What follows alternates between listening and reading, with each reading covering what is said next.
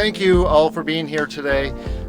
This is a great expansion of our right to vote here in the state of Michigan, and particularly the city of Lansing. I want to thank both the Center for Tech and Civic Life for their very generous grant that is enabling us to have these drop boxes placed throughout the city.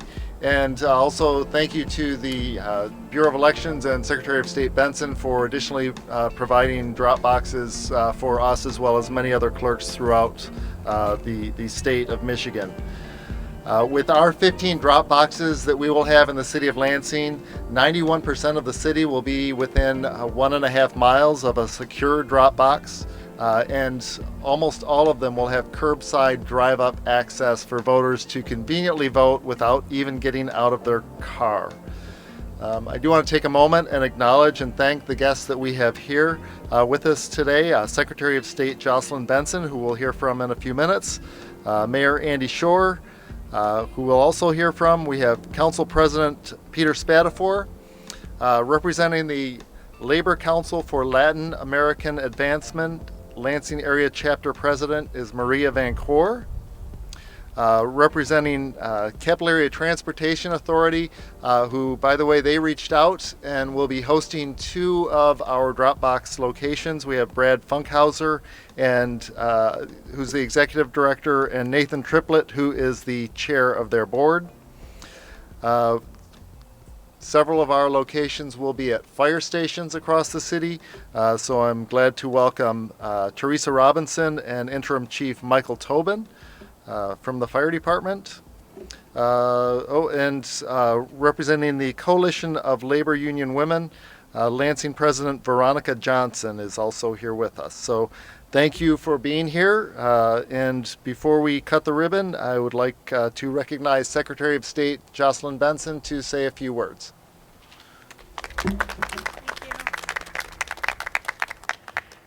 Thank you, Clerk Swope, and thank you all, everyone, for being here today.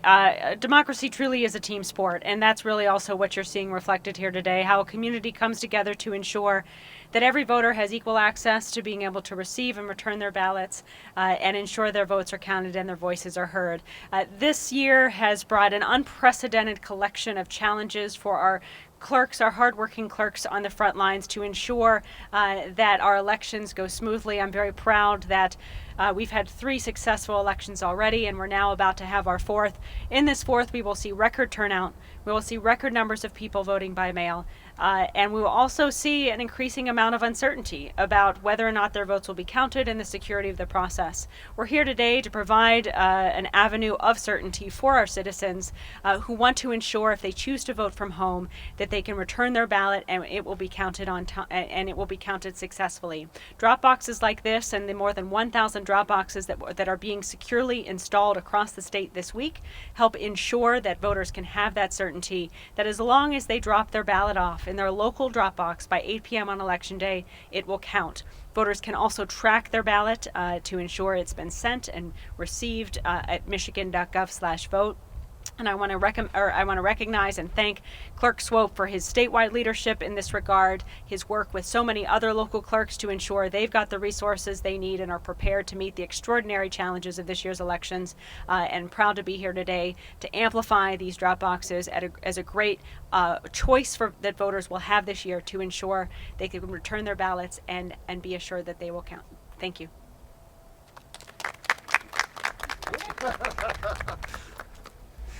Trying to pass somebody with maintaining distance is a little difficult. Okay, I know Secretary Benson has to leave us, so we are going to go ahead and cut the ribbon, and then after that we will hear from Mayor Shore and a couple of our other guests. So let's cut the ribbon.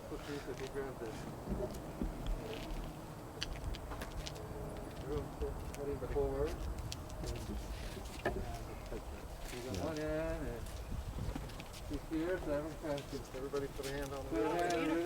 Isn't that nice? Ready? I hear they're sharp.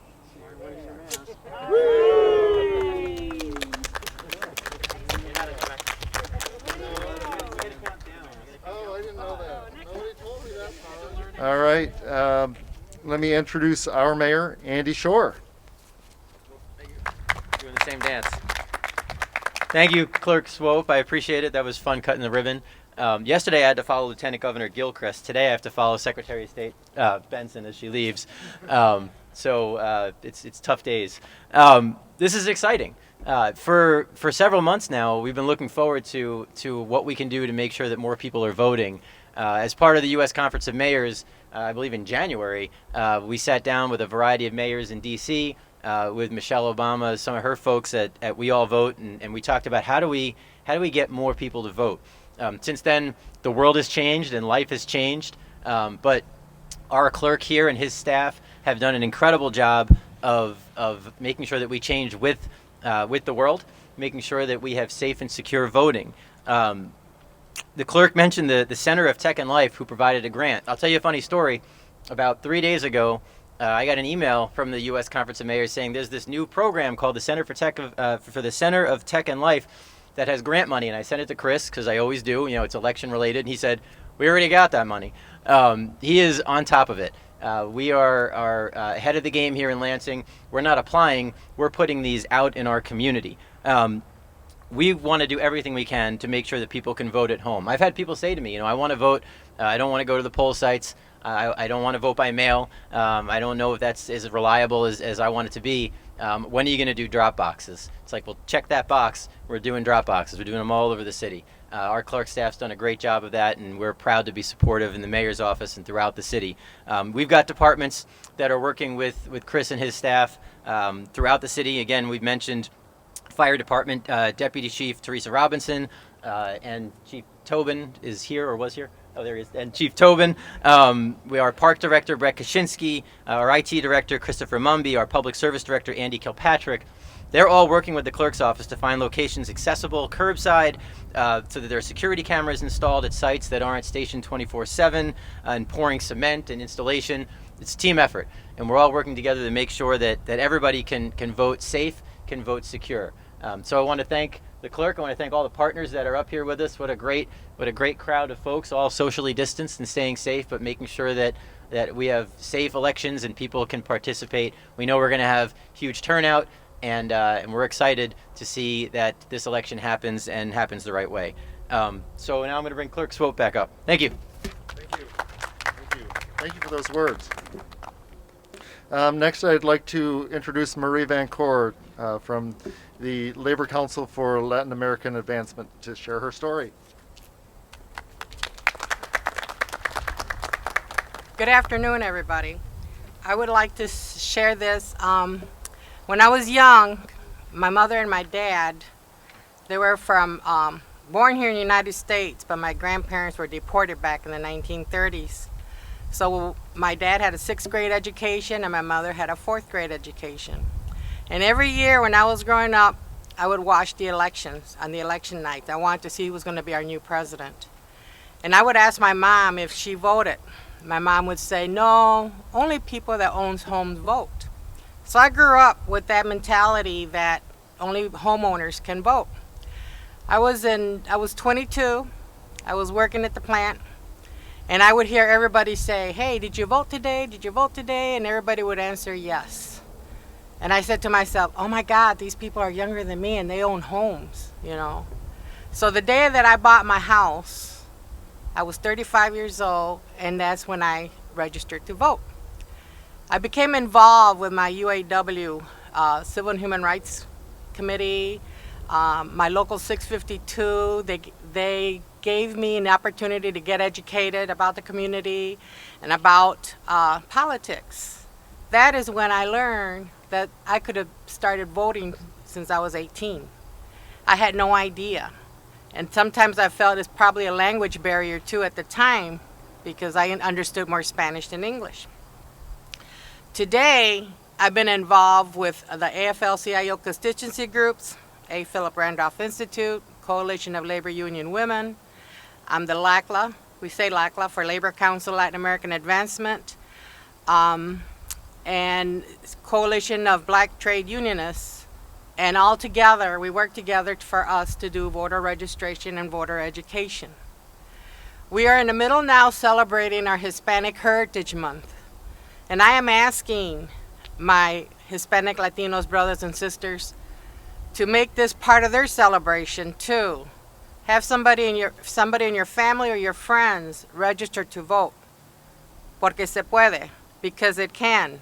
Y sí se puede. Yes, we can.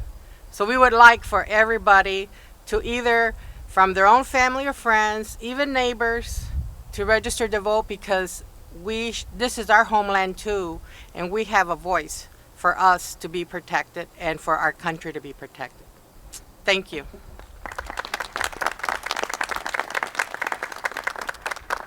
Thank you, Maria, for sharing that. Okay, so 15 drop boxes throughout the city. We will be picking them up daily, so ballots will not be sitting in them. Our office, once we receive the ballots, we electronically record them so a voter can go online and at michigan.gov/vote, or actually we have a link to it from lansingvotes.com, our new website. And within 24 hours, they'll be able to see that their ballot was received by us. Also, we're mailing out 27,000 ballots on Thursday of this week. So the voters will have them in their hands, and we will have the drop boxes in place for them to return them. But we will also have a system where voters can track their ballot through the U.S. mail. If they return it by mail, we can track it through the mail to make sure that it doesn't take an inordinate amount of time. And if they have provided us with their email, they will get an email giving them a link so that they can track their own ballot through the postal system.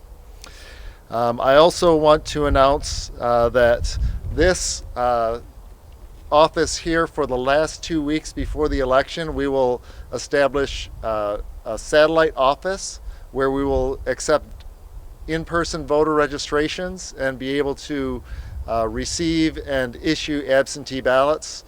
So we selected this location because it's furthest away from our City Hall and northern part of the city, and it's also part of the city that has lower voter registration and voter participation rates. So we felt it was important to get into this area and be more convenient for the folks who have not participated in our electoral system in the past as much. I do want to thank Brett Kaczynski from the Parks Department for just giving us some office space here for those last 2 weeks. It's going to be very helpful. And as the mayor said, several departments have provided us assistance in getting this project off the ground.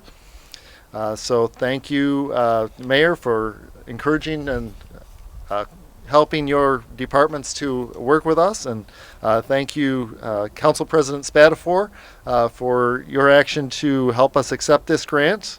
And I invite the mayor and President Spatafor, as well as Maria and Veronica.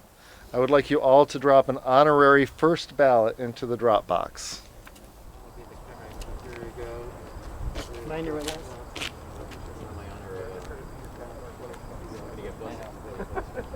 That's why it's an honorary envelope. It's not Honorary first ballot.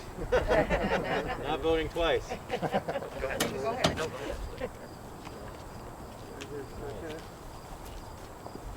we go. Thank you for all your work in the community for voter registration day. Alright. And Maria, thank you for sharing your story. We really do appreciate that. Very compelling. Why am I shaking? Not the real one yet. Not the real one. There you go. Thank you. I promise I'm smiling.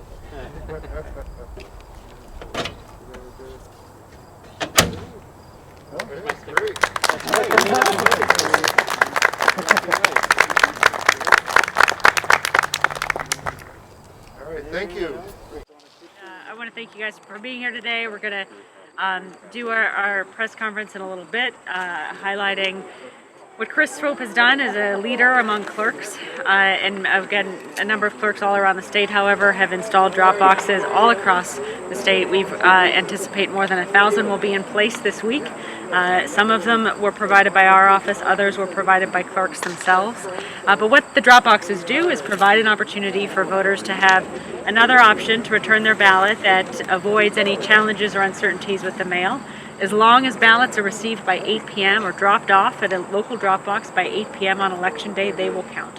And so, in fact, our office is encouraging voters, if they do just choose to vote from home, to return their ballots at their local drop box or in person with their local clerk, and then use the mail as an alternative, recognizing the potential uncertainties that, or simply just concerns they may have about trusting the mail at this time.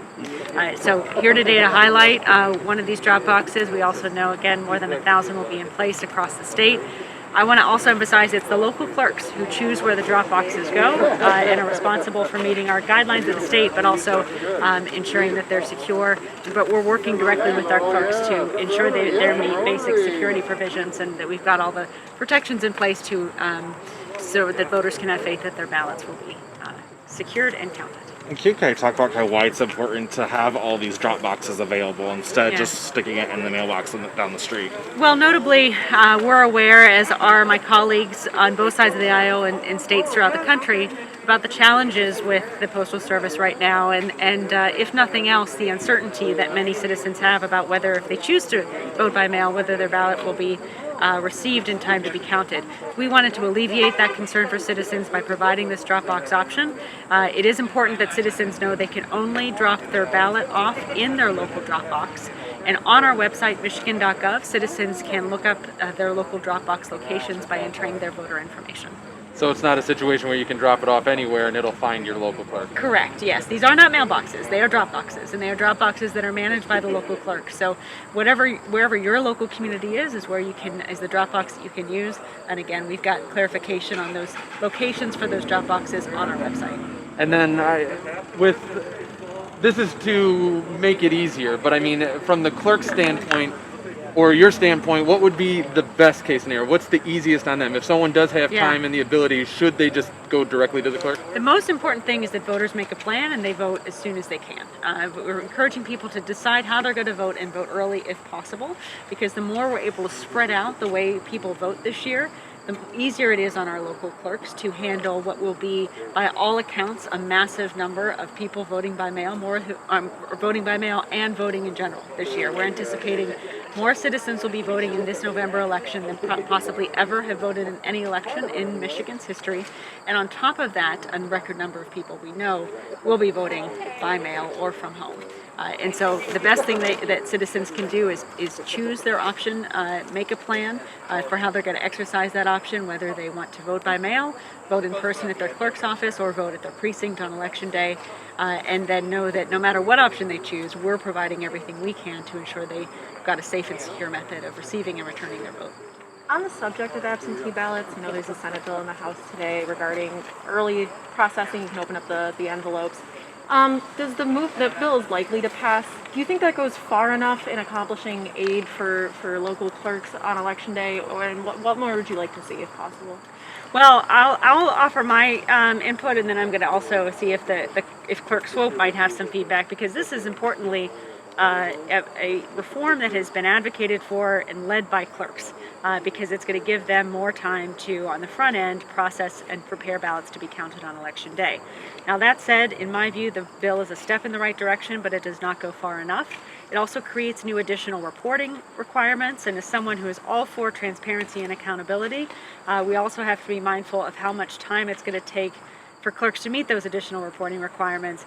We estimate in conversations with several clerks that at best this bill will net 3 hours of additional time to tabulate ballots on Election Day, which is great, but far from what is needed to handle the double, or in some cases triple, amount of ballots that will be received through the mail and have to be sorted and counted on Election Day.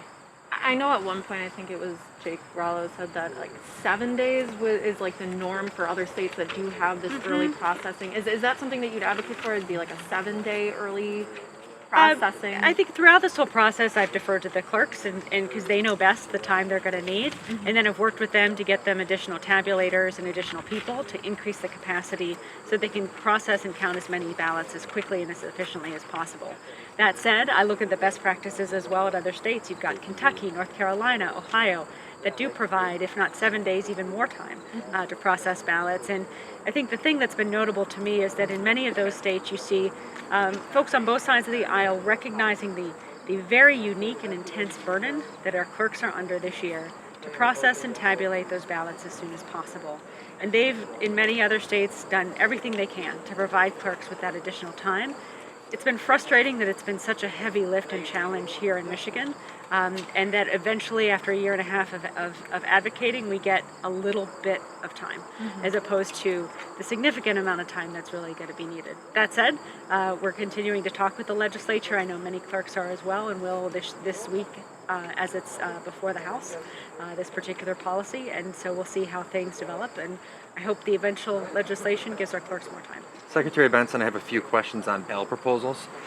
In a sworn court affidavit, your state elections director said it takes 60 days to complete the random signature sampling and challenge process for ballot proposals. Should the sponsors of Unlock Michigan expect 60 days to see their signatures processed once they turn them into the Secretary of State?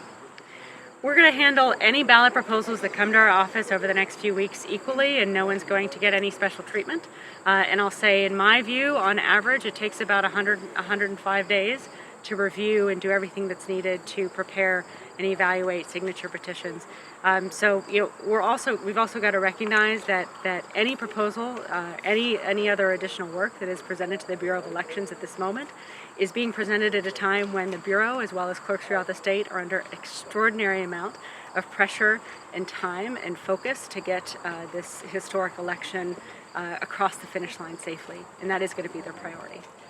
Speaking of Unlock Michigan, what do you make of the reports that at least a few of their trainers have advised their signature collectors to potentially collect signatures in a way that breaks the law? What concerns do you have there, and is there a way that those invalidates their signatures before submission?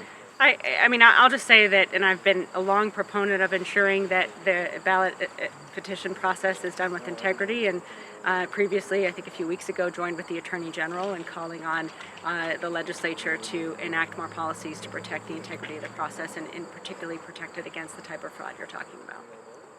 When you had the issue with the 400 ballots overseas that were misprinted, when there's so little, or there's so much distrust, I guess, or questions about this entire process, how important is it that things go smoothly and you don't have those hiccups even if you do fix it in 90 minutes? Well, I think that last part is the key. There are challenges when you're dealing with 5,000 jurisdictions, millions of voters, and 1,500 clerks. There are things that are going to happen, and the most important thing is that we correct them and course correct as quickly as possible, and that's exactly what we did there, so that actually only a handful of voters that we know of actually got misprinted ballots, and we quickly got them correct ballots and everything they needed to know to ensure their vote was counted. And to me, that's the success story, that we actually caught it, we fixed it, and we ensured that it was addressed as rapidly as possible. And we're going to continue to also enhance our protocols to ensure that mistakes aren't repeated. And then you've had some public back and forth with the president. Yesterday he tweeted in favor of mail-in ballots. Yeah, I was happy to see that. Yeah, so I guess what was your reaction to that? Well, it was encouraging to see. I mean, it's encouraging anytime anyone encourages voters to know about their options to vote this year. And so we have, my job and our clerk's job is to make sure voters have those options, and we welcome anyone who uses their platform to correctly tell citizens, all voters, what those options are. With the election being a couple days away, many eyes are set on Michigan. What would you say to people who are questioning the validity of our election here? Well, a number of things. One, we know we're in an extraordinary time, and that it is incumbent upon us as election administrators, our clerks, but also voters themselves, to be vigilant against attempts to sow seeds of doubt among our electorate about the validity of the process. And we want every voter ultimately to have confidence that their votes will be securely cast and counted appropriately. So we've actually set up a website, michigan.gov/election-security, that proactively talks about everything we're doing to secure our citizens' votes this year, and also responds to the misinformation that is going to be only escalating and increasing in frequency in the weeks ahead. And we've also set up an email, misinformation@michigan.gov. So when citizens do hear something, they can say something and give us and our team an opportunity to investigate claims of irregularities as well as correct misinformation. There's been a lot of changes to laws recently now. Voters can get driven to the polls. There's just so much changing. What would you say is your advice to voters to just kind of keep up with all of the things that are breaking out? Well, thankfully, there's also a number of organizations out there, nonpartisan and in the media, to provide information as things change. The bottom line is seek the trusted information from your local clerk or our office at the Secretary of State's office. That's where you'll get the most up-to-date and reliable information on what you need to vote this year. And the basics will not change. The basics are you have several options to vote this year. You can request your ballot be mailed to you at michigan.gov/vote. You can return your ballot at a local Dropbox at your clerk's office or through the mail. And you can also pick up a ballot at your local clerk's office and vote it right then and there early in the days leading up to Election Day. And then, of course, Election Day itself, you'll be able to vote at your local precinct. You'll have that choice as well. The bottom line is one person, one vote. Choose your method of voting and take it. Make a plan and know that we're doing everything we can to ensure that the record-breaking voter turnout we're anticipating for this fall is one that moves forward swiftly and successfully, and where every voter can have confidence their vote will count. And then lastly, I know that many pictures on Election Day kind of roam around about voters disenfranchisement, long lines of people waiting. What would you say to that? Well, one of the things that gives me a lot of optimism that on Election Day this year we won't see a lot of crowds at the polling places is because what we've seen already this year, when you have so many more citizens voting through the mail or voting early, that reduces the number of people who come on Election Day, so that even if you have 5 or 5.5 million people voting, if half of them or even more are voting early or by mail, that minimizes the number of people voting in person on Election Day, reduces the potential for long lines and things like that and crowding, and that's how and what we're planning for in conjunction with our local clerks. Importantly, I've also been calling through our clerks to confirm that precincts will be open, they won't have unnecessary closures, and we've recruited close to 20,000 election workers to help staff those precincts to ensure they don't need to be closed or consolidated on Election Day, which also is one of the reasons why you sometimes see long lines in other states. No, one more question about the legislation that's going through. It caps it at 25,000, those communities. Would you like to see that expanded? Because, I mean, less voters in the smaller, but also fewer workers. Exactly, and fewer machines and fewer resources, yes. I mean, my conversations with clerks, that number, and in fact, I've talked to many communities where they have celebrated that step in the right direction, but then quickly noted they couldn't take advantage of it. So, yes, that's one of the things that I think needs to be examined, and one of the ways in which the legislation falls short of what our clerks really need. All right, thanks, guys. No.